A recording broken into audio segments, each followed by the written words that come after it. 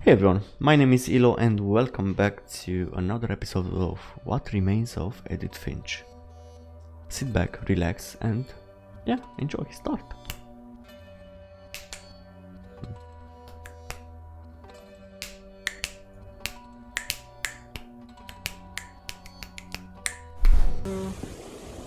Lewis.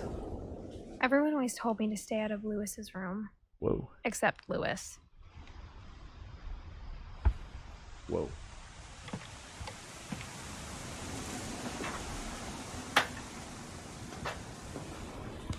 That's an cool view. Lewis, you're a lucky bastard. Okay. What's here?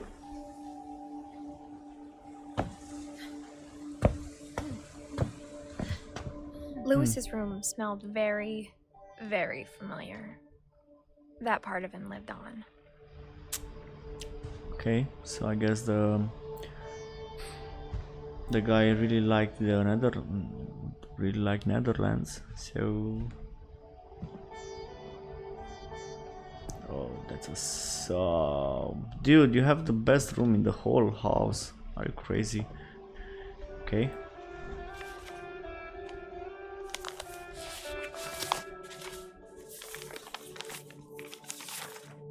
Dear Mrs. Finch, as Lewis's psychiatrist, I can understand your desire for an explanation.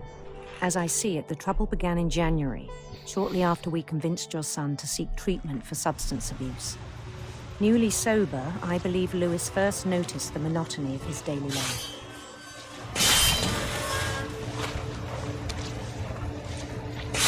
He kept working at the cannery, but he withdrew part of himself. Fun job. In our sessions, I saw the same behavior. His mind began to... Do what? wander. Ah. I asked him to describe it. He said he started small, imagining a labyrinth. Okay. He'd feel his way about.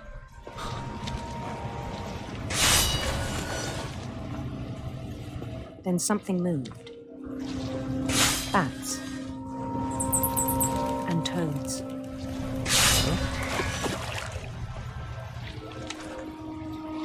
And things that have not names.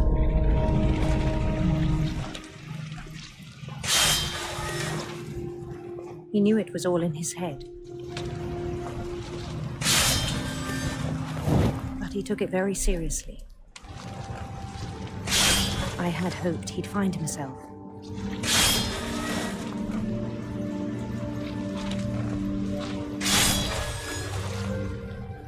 But he found something more. Oh, that's I worried so about him then. cool. Daydreaming at the cannery. I spoke with his boss. But he said Lewis had become a model employee. Methodical, tireless, focused. Like a whole new Lewis. So I let him go on. Until his hand chopped off or something. I even encouraged him. Oh no. It seemed very promising at first.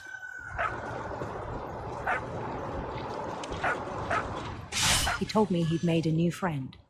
Oh. On the edge of a city he named Lewis Topia. He built the city up slowly, brick by brick. Oh, that's so nice. I really Then like he the made concept. musicians.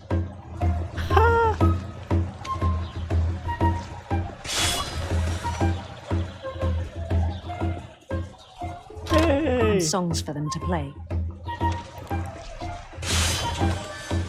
He talked about starting a band. and he was always humming something. Every day his imagination grew stronger. Oh, the concept is so sick. He no longer damn. spoke at the cannery. But his chopping was as reliable as ever. Then one day it struck him that all the cheering crowds, even the stones under his feet, were all in his imagination. So he could do whatever he wished.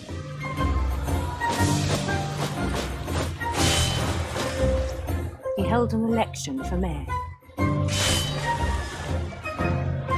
And he won. They begged him to stay, but his mind was already wandering. It became a game for him.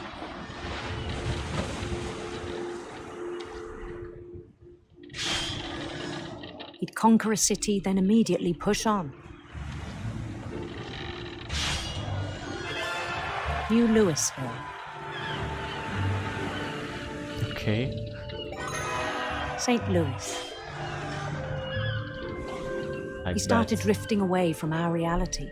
Okay, I bet he will chop his hand off or something. Okay. Minneapolis. Until one day he forgot to go home from the cannery. Even as his mother pleaded with him, part of Louis kept sailing on.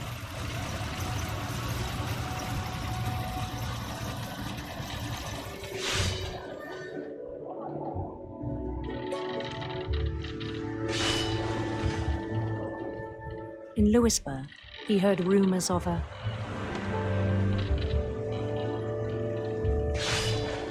Okay, handsome queen. handsome queen. I don't know.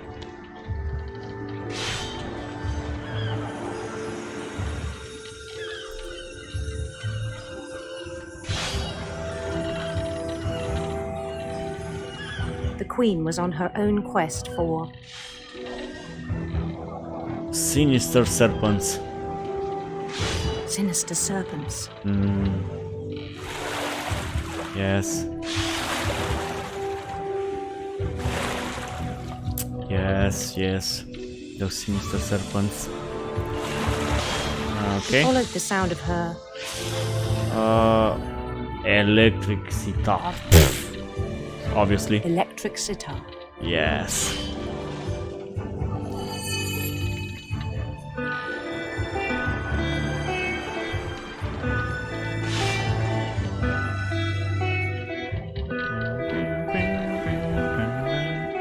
His chase led him to a golden palace east of the sun and west of the moon. Okay. Even then, his logic remained sound.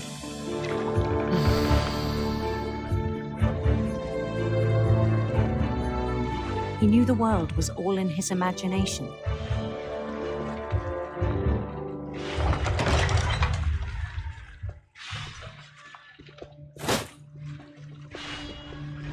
But he was so proud of having created it.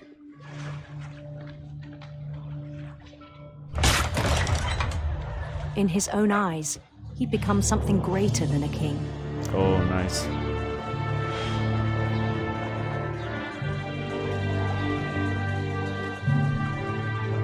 For someone who'd never known success in the real world, I think it was overwhelming. Oh, that's so sick. And then it struck him that the real Louis was not the one chopping salmon, but the one climbing the steps of a golden palace.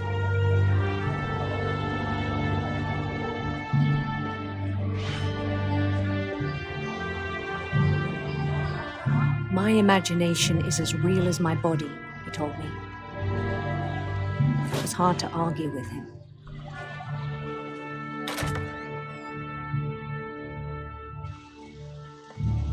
Okay.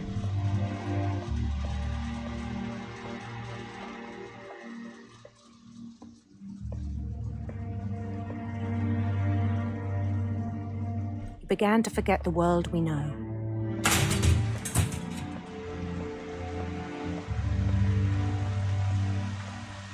I think it pained him to remember Lewis, the cannery worker.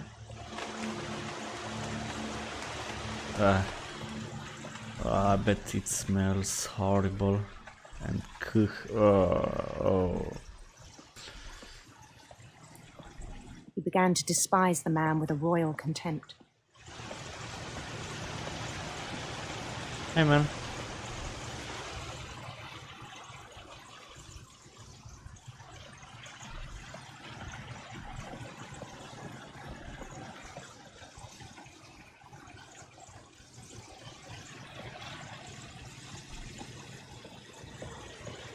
Hey, are you okay?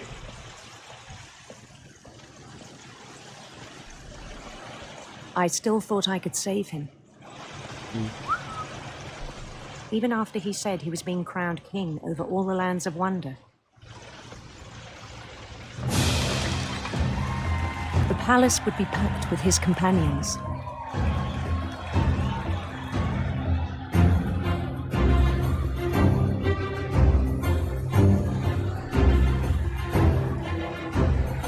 Okay. Hello! Including the wise Calico who'd insisted on inviting him. Hello! Hello! Hello! Yes, I'm Lewis, the fish worker, your king. Yes. Yes, the unsullied. His queen waited, holding his crown. Oh damn. Well, hello. Oh, that's beautiful. Yes, yes, I am your king. Lewis, the fish maker, the first, the powerful and the great.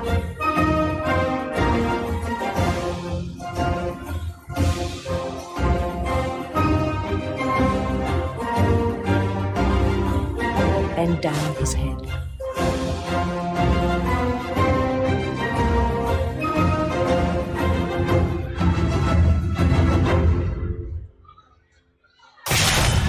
And the rest I think you know.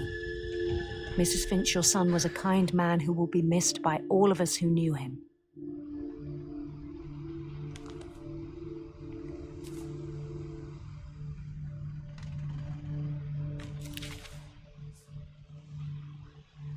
My brother was really cool. I wish you could have met him. What the hell, man? Really? Come on.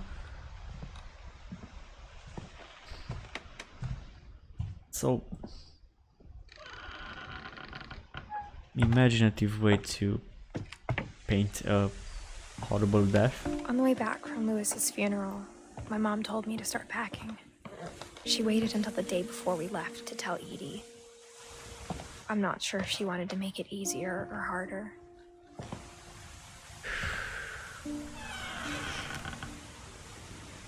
I wish we'd stayed. But I understand why we left. Okay, why? My mom ended up leaving everything behind.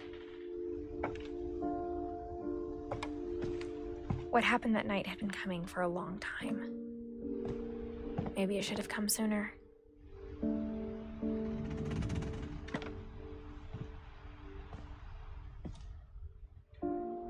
But it had to end one way or another. All that's left now is to tell you about that last night.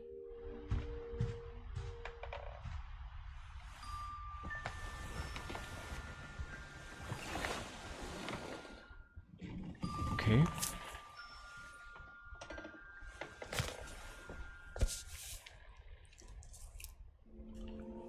That whole last day, Edie just watched us pack and didn't say a word.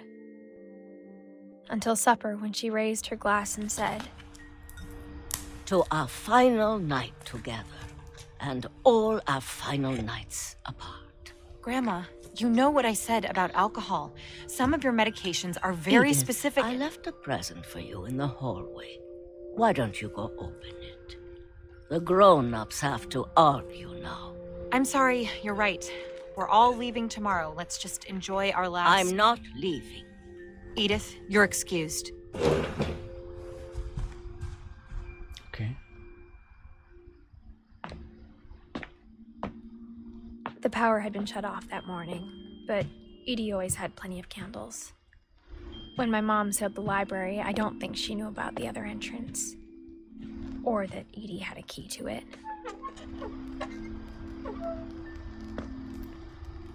Okay.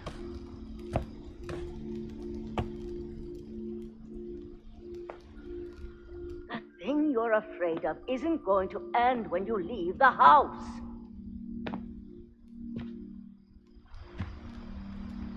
Edith has a right to know these stories.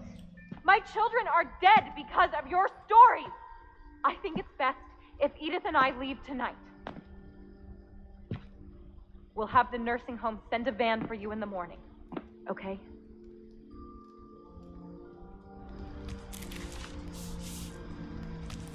Dear Edith, there's so many stories I wish I could tell you, but there's only time for one. This is about what happened on the night you were born.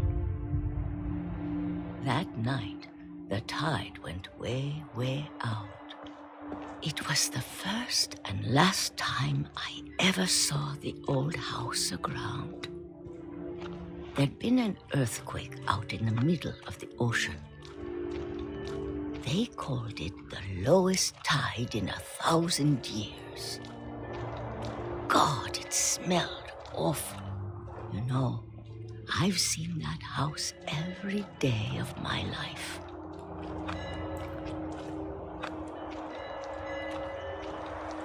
But I never thought I'd go back to it.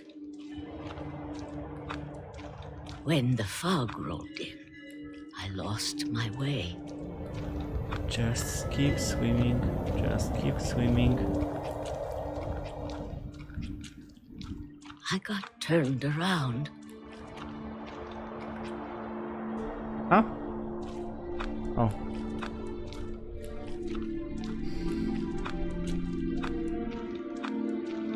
I started seeing things. Hello.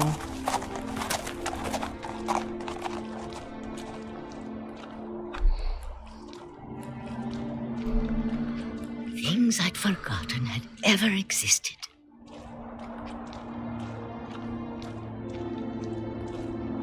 But when I saw them, they felt like old friends. That night, a lot of things came back to me. Or maybe I came back to them.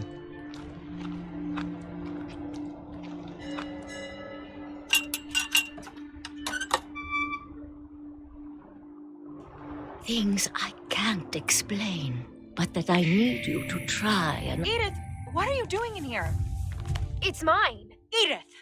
Mom, you're gonna rip it! Let go! I kicked and screamed, but Mom dragged me to the car. I never saw Great-Grandma Edie again. The next morning, the van came to pick her up, but she was already gone. After that, we moved around a lot.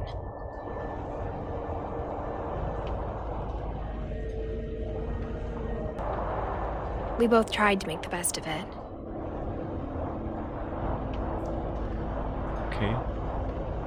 Yeah, I also do this. Even now. A few years went by.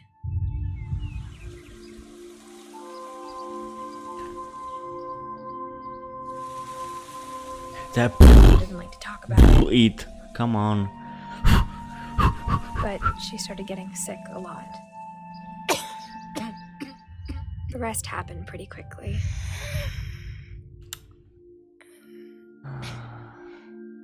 She got better for a while, and then she didn't. And then I was alone. The last Finch left alive.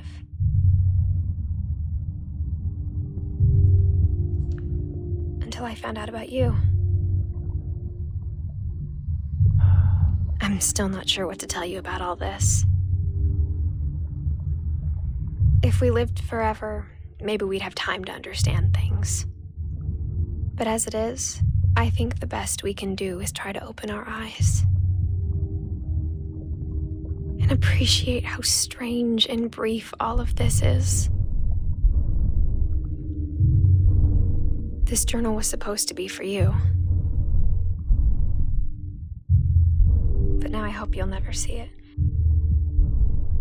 I just want to meet you and tell you all these stories myself. Am I? But I guess if you're reading this now, things didn't work out that way.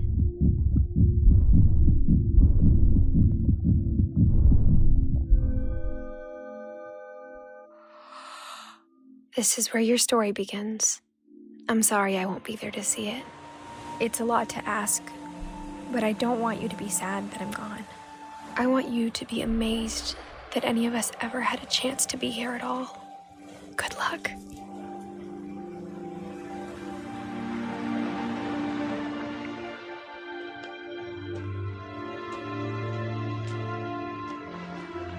Oh no, that was a cheap shot.